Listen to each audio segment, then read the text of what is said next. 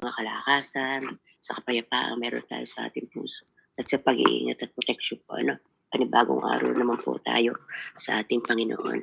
At ayan po, ang ating pong pag-aaralan ngayon ay ang sa Roma chapter 7 verse 1 to 6. Babasahin ko po muna sa NIV version. Sabi nga po dito ay an illustration from marriage. Sabi po dito, do you not know, brothers, that I am speaking to men who know the law, and that law has authority over a man only as long as he lives. For example, by the law, a married woman is bound to her husband, and as long as he alive. But if her husband dies, she is released from the law of marriage. So then, if she marries another man while her husband is still alive, she is called adulterers. But if her husband dies, she is released from the law and is not adulterers, even though she marries another man. So verse 4, so my brother, you also died the law through the body of Christ, that you might belong to another, to whom you have raised from the dead, in order that we might bear fruit to God. For when we are controlled by the sinful nature, the sinful passion arose by the law were at work in our bodies, so that we bore from fruit for death. But now, by dying to what once bound, we have been released from the law, so that we serve in the new way of spirit, and not in the old way of the written code. Lord, purihin ka, Ama. Salamat po sa iyong mga salita naming pagninilayan ngayong oras na ito, Panginoon. Salamat po, God, for the breath of life that we had. Salamat po sa aming po mga kalakasan, kasiglahan, yung kapayapaan kaloob mo sa amin, Panginoon, O God. Salamat po, Panginoon. Ikaw po ang Diyos of God of control, God of order. You are kung saan ikaw nga po progressive God sa bawat buhay po namin. Ama, muli sa aming pag-aaral sa oras na ito, hayaan mo nga po, Holy Spirit, na ikaw po ang manguna sa bawat isa. To open up our spiritual eyes and ears, gamitin mo lamang po ako ayon sa iyong naisin, Panginoon.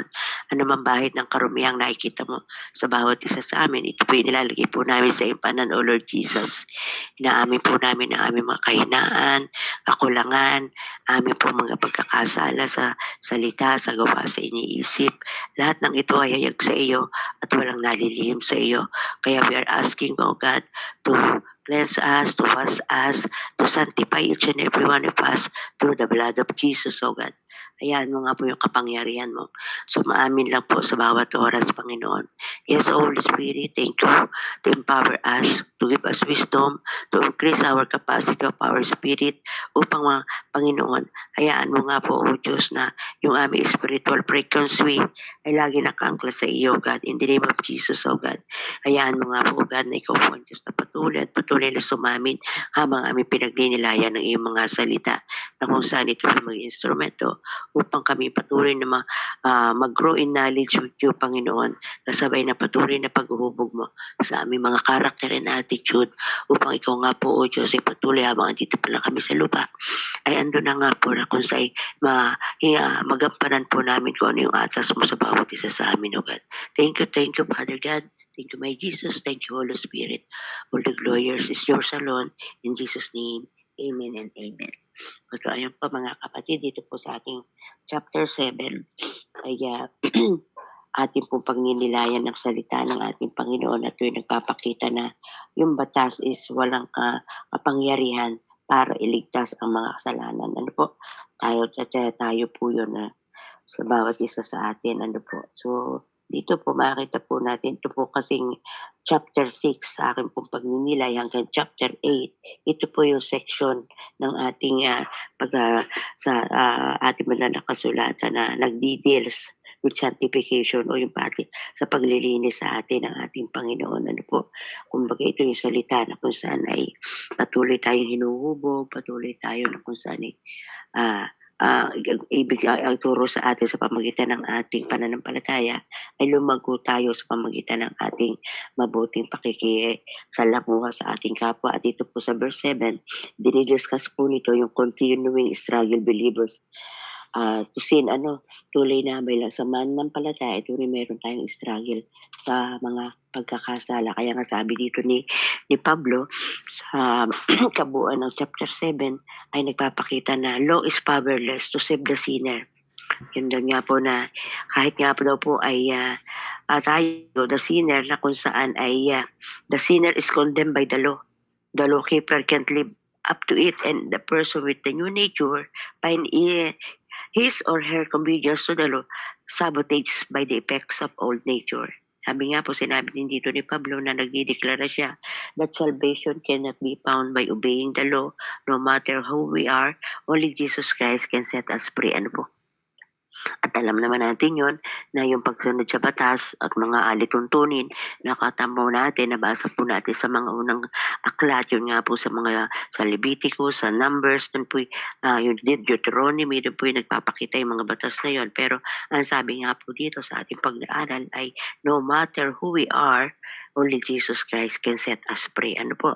Kaya nga po dito, pinakita nga po dito yung kung saan ay sabi nga po dito yung inihalin tulad sa isang babaeng o lalaki, isang mag-couple na kung saan ay yung pagpapakasal, Paul uses marriage. In-illustrate po dito yung Pablo yung kasal, to illustrate our relationship to the law.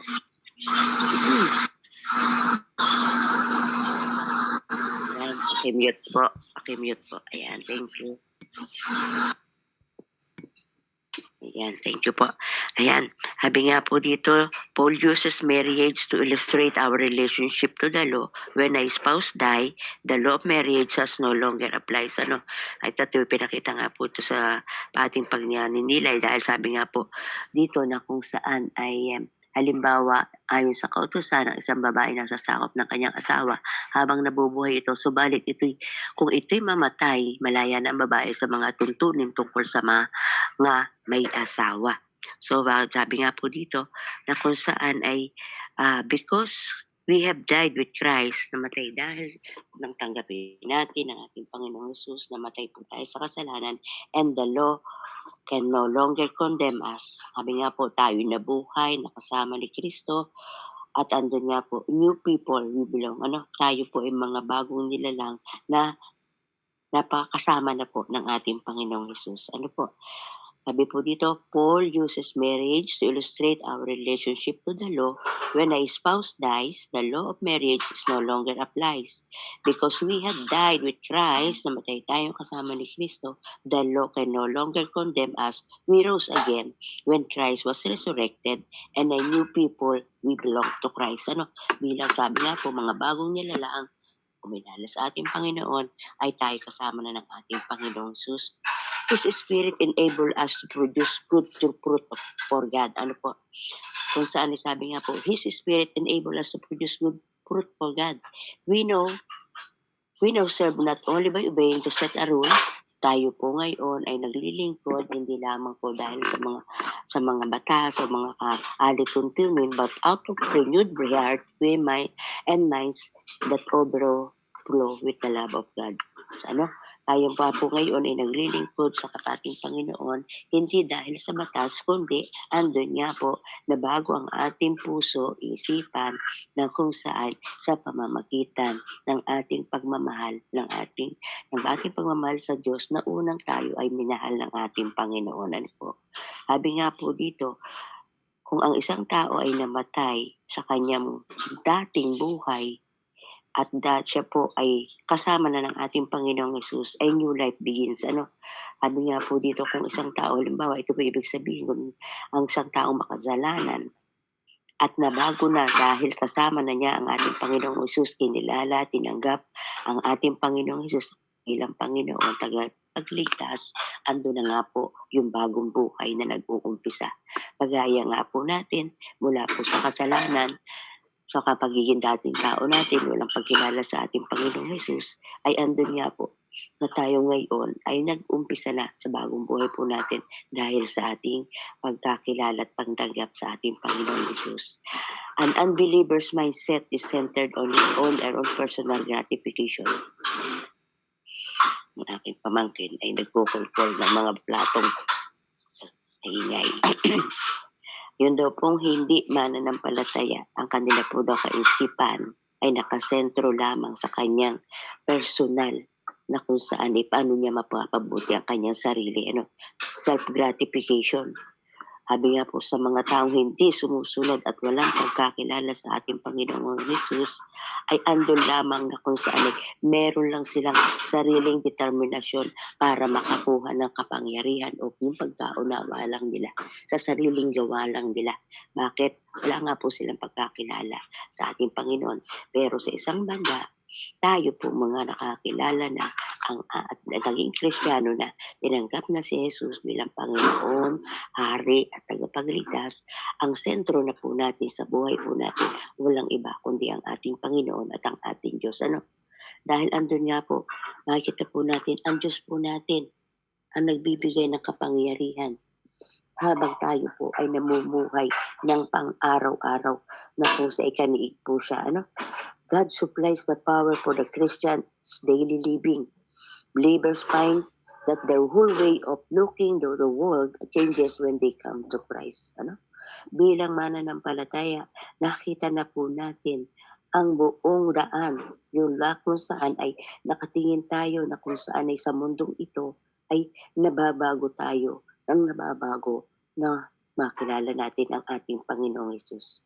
Habang ganito nga po, patuloy po tayo na nag-aaral, patuloy tayo nagninilay, patuloy tayo nagbabasa, patuloy nating tayo nakikinig.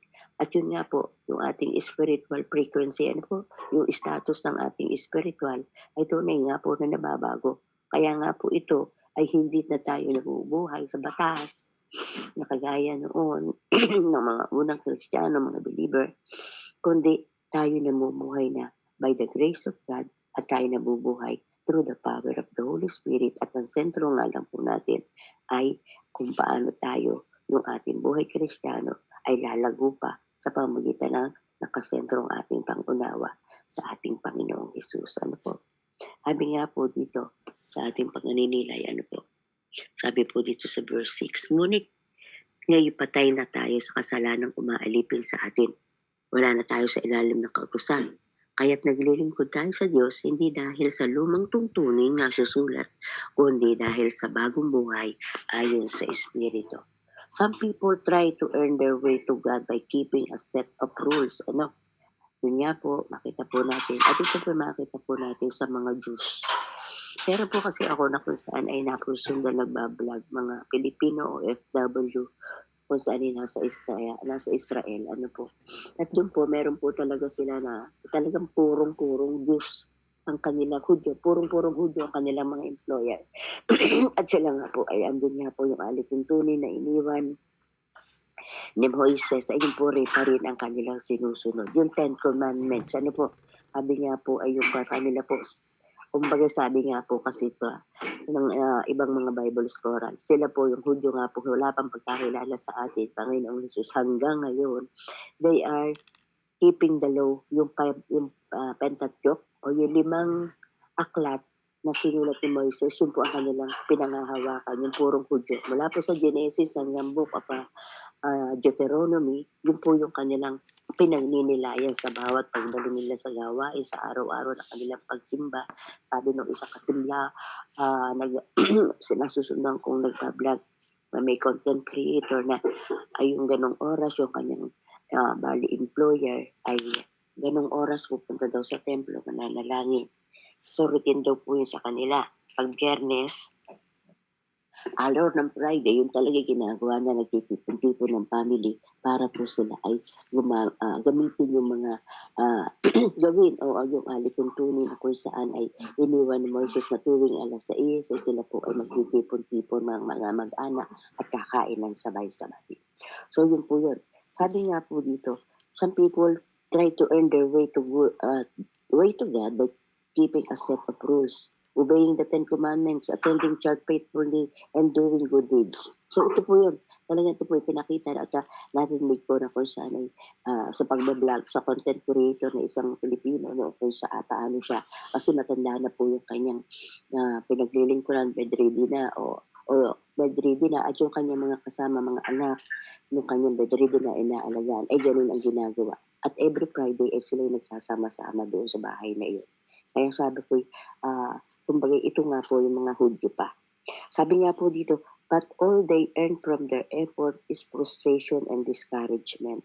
So ito nga po yun. na kung saan bagamat sila ganun po, ay andun pa rin po ang pangangalaga ng ating Panginoon sa kanila.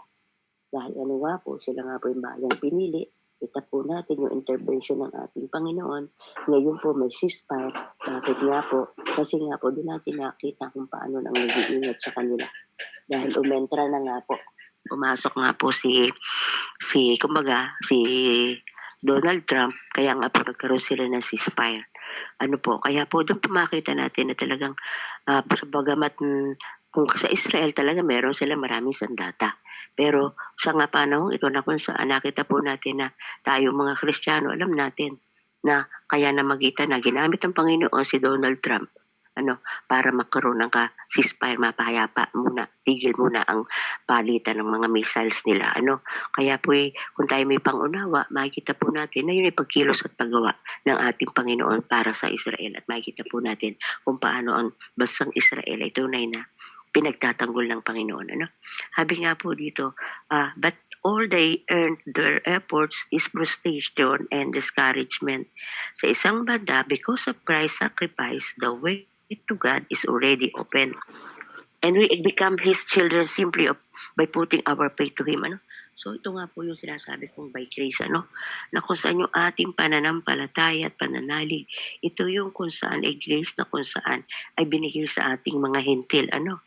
However, because of Christ's sacrifice, the way to God already open, and we become His children simply by putting our faith in Him.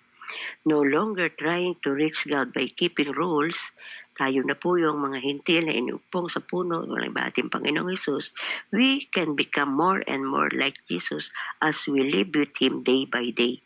At kaya nga po ito, namumuhay tayo araw-araw sa pamamagitan ng ating Panginoong Jesus at sa pagninilay ng kanyang salita, doon natin nakikita na napakahalaga nga po at yung grace ng Panginoon binigay sa atin, we are living by grace at through our faith. Ayun nga po sinabi, by keeping His rules, we can become more and more like Jesus as we live Him day by day. At andun nga po ang banal na Espiritu, Holy Spirit, let the Holy Spirit turn your eyes away from your own performance and toward Jesus. Hindi lang po kung saan andyan nga po banal na Espiritu, mga agapay tumutulong sa atin, di na po yung mga sakripisyo natin nung araw, naalala ko noon na kung saan ay bata pa ako, na kung saan doon po dito po sa amin ay meron bukas lagi ang simbahan ng araw. Kung sinong gustong mag-visit, sige lang, bumibisit lang. Nakikita ko, meron nga po mula sa pintuan ng simbahan hanggang doon sa pinakang altar, marami po ang lumalakad ng paluhod at nagro-rosaryo. Diba? Di ba mga sakripisyong yon na dahil sa kamangmangan ay tayo na kung saan ay merong grace tayo, hindi nila alam. Kaya nga po salamat sa Panginoon to be born again na isinilang tayo ulit na lahat pala yung sakripisyong yun ay hindi na natin ganapin dahil nga po tayo nabuhay sa grasya ng Panginoon through our faith alone sa ating Panginoong Jesus. Labi po dito, let the Holy Spirit turn your eyes away from your own performance and toward Jesus. He will pray you to serve Him out of love and gratitude. Sabi nga po, tayo namumuha na kung sa'y malaya, nakakapaglingkod sa Kanya sa pamamagitan ng pag-ibig at pasasalamat sa Kanya. This is living in the new way of the Spirit. Sa pamamagitan nga po naman ng Espiritu na ipinangako ng ating Panginoon bago siya umakyat sa langit, kasama ang kanyang mga alagad, hindi ko kayo iiwang nag-iisa, bibigyan ko kayo ng makakasama. Walang iba ang banal na Espiritu. Sabi nga po, keeping the rules, laws, and custom of Christianity does not save us. Alam na po natin yan. Yung pagsunod sa kautusan, sa mga batas, at mga kaugalian ng Christianity, ang hindi po yun na makakapagligtas sa atin. Bagamat yung pa rin ang ginagawa ng mga Hudyo sa panahon ito, pero alam natin na sila'y malapit sa Panginoon, sila'y bayang pinili, at yung covenant ng ating Panginoon, kila Moises, kila Abraham, kila David, ay hindi po yun mababago. Andun pa rin yung kanyang kalinga sa mga Hudyo, sa mga Jews. At kaya nga po, yun inaandun pa rin. Sabi nga po dito, yun yung nagpapatibay sa kanila, yung covenant na ating Panginoon. Dahil ang Diyos natin, andun nga po ang kanyang katwiran, andun yung kanyang iisa righteous God, at hindi po niya babaliin yung kanyang pangako sa mga ninuno natin. na mga inuno, sila Abraham, Isaac at Jacob. Kaya po sila, ang mga Hudyo nga inananatili yung kanilang pag-iingat sa kanila ng Panginoon. Sabi po dito, even if we could not keep our action pure, we would still be doomed because of our heart and minds are preserved and rebellious. Sabi nga po dito, kaya nga sinabi ni Pablo, we can find no relief in the synagogue or church until we look to Jesus Himself for our salvation. Wala kayong mga batas na iyon na kung saan ay alituntuning pinangahawakan ng mga Hudyong yon. Sabi nga po dito, hindi po yun ang makakapagligtas sa kanila na buong iglesia. Dapat makakilala din nga po sila sa Panginoong Hesus na kung saan naging source ng ating kaligtasan.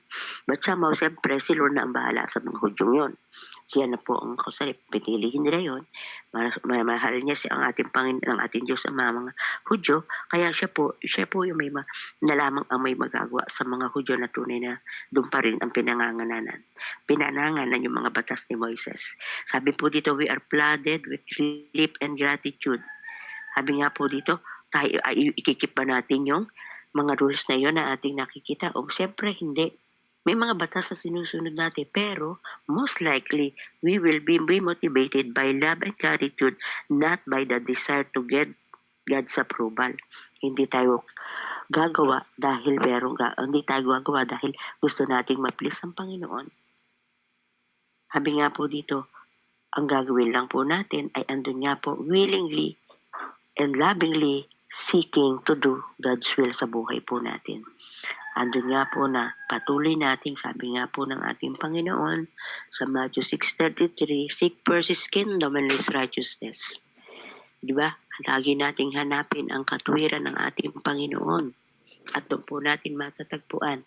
Seeking, at doon po natin makikita yung will niya para sa buhay po natin. Ano po? We will not be merely submitting to an external code. Ito nga po yung mga batas, but willingly and lovingly seeking to do God's will. So, itong ginagawa natin, dapat ito nga po meron tayo na andun yung passion natin. Gigising ng maaga, magbabasa ng salita, magme-meditate, at sa ating personal devotion. Parte na yun ng buhay po natin. Nakulak na tayo. Ako personally, sa maghapon, pag hindi ako nakapag-devotion sa umaga, halimbawa, at may activities na gagawin, andun nga po muna, siyempre ako sa magpapasalamat, pero yung paglalim pa, pagbabasa ng mahamang ilang chapter, andun nga po na ito parang kulang sa atin. Ako personally, kulang yung pag hindi ako nakapagbasa ng salita ng ating Panginoon sa buong maghapon. Kaya ako'y, yun nga po, na, ayan, ganito ngayon, 3 o'clock, hindi na po ako tutulog niyan, diretsyon na po yan. Ngayon po, nasa chapter, na ako ng John, Book of John, yung Gospel of John, na kung saan ay dito yung napagninilayan mo ang mga salita niya. Sabi nga po, kahit mga 5 chapter, pero masigit pa po sa kaluwalhatian ng Panginoon. Dahil ako po ay talaga routine po sa akin yung Proverbs, yung 31 chapter, araw-araw. Yun pong yung Psalm, aklat ng Psalm, nakakalibang, nakakaaliw. At tunay nga po, pil mo yung ang papangyarihan ng power ni Lord. Pag binabasa natin aklat ng mga awit, paalala na lagi ni Haring Solomon, na yung Book of Ecclesiastes hanggang chapter 12. Paulit-ulit yun, na kung saan ay doon mo mapipil na yung peace, yung comfort, dahil nagbasa ka ng salita ng Diyos, dahil doon nga po, pil mo yung presence ng Holy Spirit. Kaya po ayun, sa ating pong pagdinilay na ito, tayo po ay namatay na sa dati nating buhay. Tayo po ay kasama na ng ating Panginoong Hesus bilang isang bagong nilalang. At ang ating pong mindset ay nakasentro na po. Hindi po sa ating sa sarili na kung saan gumagawa tayo para ito'y kaluguran ng ating Panginoon. Pero tayo po ay namumuhay dahil meron na po sentro sa buhay po natin ang ating Panginoong Hesus. At andun pa rin po na kung saan ay doon natin nami-meet yung kapangyarihan. Yung supply ng kapangyarihan ng ating Panginoon, ating pang-araw-araw na buhay. Dahil bakit? Meron na nga po tayong Kristo na nagbigay sa ating ng grace and mercy. God supplies the power for the Christian daily living. Believers find that their whole way for looking to the world changes when they come to Christ. Tunay na nabago. Maraming nabago. sa atin pong mga sarili na lamang at bilang tayo mga unang binago at andun nga po tungkulin naman natin na ibahagi, patuloy na magbahagi na kung sa pagbabahagi sa iba na may taglay na karunungan, kahinahunan, wala kumbaga yung puso natin ay talagang malinis na nagbabahagi. sorry. Na salita ng ating Panginoon, kung ano yung ating karanasan, ay tunay na inababahagi natin na may kagalakan at wala na tayong nais kundi mabigyan ng kalukuran ang ating Panginoon. So ito po yung ating po napag-aaralan, an illustration for marriage. Sabi nga po, wala na sa ilalim ng kautusan tayo, kundi naroon po na tayo ay nabubuhay na by the grace of God through our believing and accepting to Jesus, sa ating Panginoon, siya na po yung sentro sa buhay po natin sa kapanahunan. Kaya hindi na po yung keeping the laws and rules and custom of Christianity does not save us. Alam na po natin yun.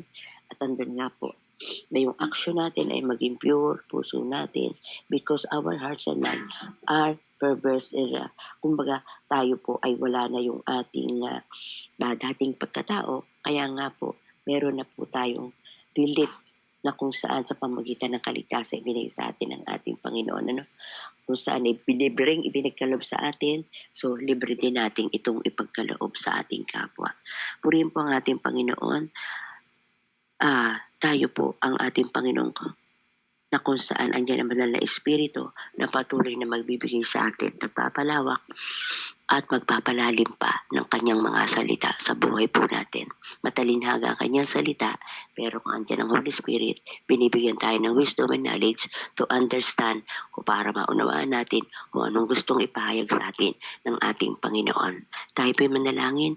Minsan pa, Ama, kami taos puso nagpapasalamat kung paano nga po, O Diyos, napakalawak, napakalalim, napakahiwaga ng iyong mga salita. At salamat, andyan nga po ang Holy Spirit upang mag-reveal, magpahayag, magpakita sa amin na kung saan ay kung paano nga po, O Diyos, kami patuloy na panananganan ang iyong mga salita. At ito po'y aming maisabuhay dahil kasama po namin ang Santong Espiritu na kung saan siyang nagtuturo sa amin upang patuloy kami, O Diyos, na mamuhay habang andito sa mundong ito na mayroong wisdom and knowledge, O God, nakakomprehend po namin, O God, ang iyong mga salita upang ito, O Diyos, ay tunay na mailakaran namin, may sa buhay po namin at patuloy na maibahagi sa mga kaluluwa na naisin mo, Panginoon, na kung saan ay makakilala rin para sa iyo. Lord, salamat po, God, taglay namin sa puso namin ang iyong kapangyarihan, ang iyong kapangyarihan ay mga salita at ito po, O Diyos, ay patuloy na maging kalakasan po namin, kagalakan po namin at maging patuloy na ako. Andun nga po yung kapayapaang nagmumula sa iyo, patuloy naming maranasan. Sa iyong papuri pagsamba, kalwalhatian, O Diyos, sa pangalan po namin Panginoong Jesus. Amen and amen. God bless po. Back to you, Ma'am Annalyn. Thank you so much.